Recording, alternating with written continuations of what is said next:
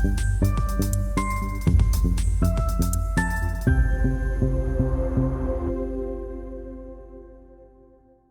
guys, my name is Anita Wanga. I'm an exercise physiologist, internist, and geriatrician.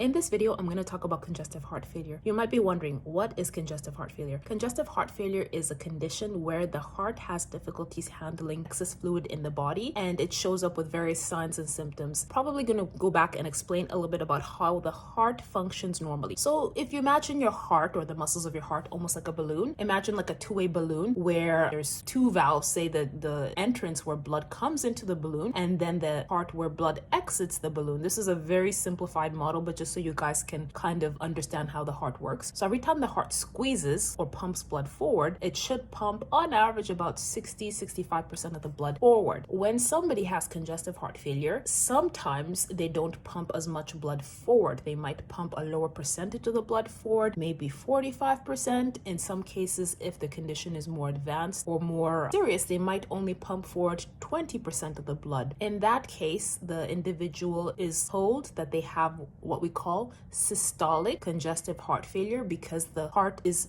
too stretched out. In simple terms, it's not actually like this, but the muscles of the heart don't squeeze properly to pump the proper amount of blood forward. There is another form of heart failure called diastolic dysfunction. In this condition, the muscles of the heart are too stiff to handle the fluid, and in that case as well, blood is pumped forward, probably 60%, but if somebody's retaining a little bit more water than usual, say they ate a salty meal, and whenever we eat salt, we retain more water, the body will have trouble handling that excess fluid, and they'll have signs and symptoms of congestive heart failure. Besides these two types of heart failure, there are other conditions where, say, abnormal proteins deposit in the muscles of the heart, and again, the body has trouble handling the fluid and pumping the blood forward the way it should. It might still pump forward the same amount, but the heart is not functioning the way it should in terms of its squeezing power. In the next video, I'm going to talk about some of the signs and symptoms that an individual with congestive heart failure might have. If you're interested in hearing about it, stay tuned in for the next video. Bye-bye for now.